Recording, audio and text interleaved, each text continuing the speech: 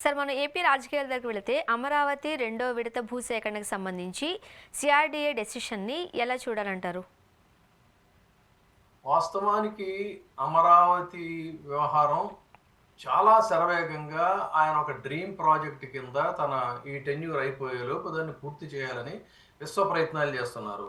ఆ విశ్వ ప్రయత్నాలు చేసేటువంటి దీంట్లో ఒకవైపు ఇంజినీర్స్‌నిను వాళ్ళని వాళ్ళని కూడా పరిగెత్తిస్తున్నారు. ఎంతగా పరిగెత్తిస్తున్నారంటే ఇంజినీర్‌ని కూడా పట్టుకొని బ్లడీ ఫుల్ ఏం చెప్పి మాట్లాడుతున్నావు నువ్వు అని చెప్పిన పబ్లిక్‌గా హ్మ్. ఆయన పొంగూరు నారాయణ గారు ఆయన కదా ఇదంతా కూడా ఆయన పర్యవేక్షణలో జరుగుతుంది కదా! నెల రోజులు టైం ఏంటి అని చెప్పి తిట్టాడు. నెల రోజులు టైం ఏంటి అని ఒక ఇంజినీర్‌ని తిట్టాడు గానీ వరుణదేవుడిని తిట్టలేడుగా. నెల రోజుల్లో పూర్తి చేసేయాలని చెప్పని ఆయన తిట్టాడు. ఆ తర్వాత ఏం జరిగింది? బీభత్సమైనటువంటి వర్షాలొచ్చాయి.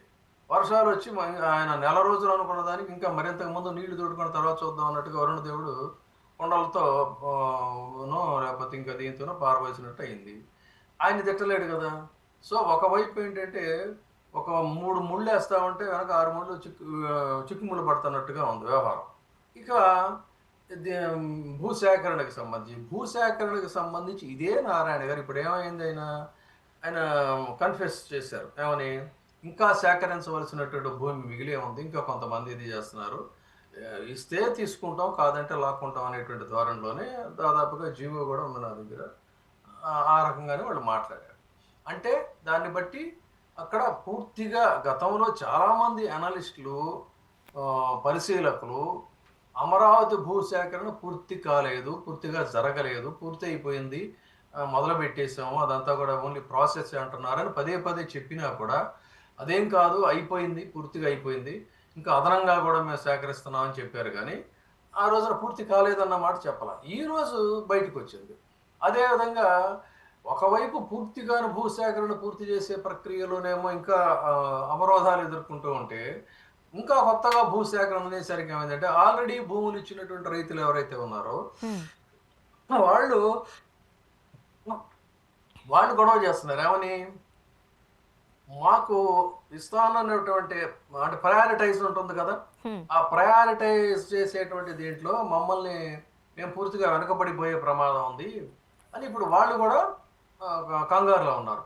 సో, మొత్తంగా ఇది ప్రస్తుతం అయితే దీన్ని వాస్తవాలని వైసీపీ వారు కూడా దీన్ని బయటికి చెప్పాల్సినంత స్థాయిలో దీన్ని చెప్పడం లేదు. బహుశా చెప్పినా కూడా వాళ్ళ గొంతేంటంటే ఏకగవాక్షం అంటారే, ఆ ఏకగవాక్షంలాగా వాళ్ళు వినిపించేటువంటి గొంతు కేవలం అటు సాక్షి మీడియాకిను, లేదు అనంటే కొంత సానుకూలంగా ఉండేటువంటి మీడియాకే పరిమితం అవుతుంది కానీ, బలమైనటువంటి మీడియా కూడా వాళ్ళ వెనకాల ఉంది.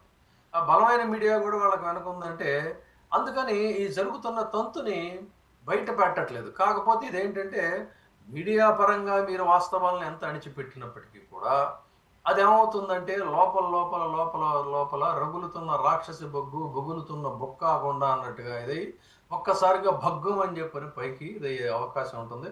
ఖచ్చితంగా అది వచ్చినప్పుడు మళ్ళీ ఈ వాస్తవాలన్నీ గూడా బయటకొస్తాయి. ఇప్పుడు అయితే ప్రెజెంట్ ఆల్ ఈజ్ వెల్ అన్నట్టు ఉంటుంది. ఒక్కొక్కటి అయితే ఇప్పుడు లీఫ్‌లు బయటకొస్తున్నాయి. ఇది అక్కడ జరుగుతున్న తంతు. అందుకని నేనైతే చాలా అతి తక్కువ అమరావతి గురించి మాట్లాడుతున్నా. అంటే I know that what is going to happen. అన్నప్పుడు ఓకే. ఇవాళ మనం ఏం చెప్పినా గూడా అదేదో దీనిలాగే ఉంటుంది. కాబట్టి అనవసరం. Let us wait and see. కాదు సార్.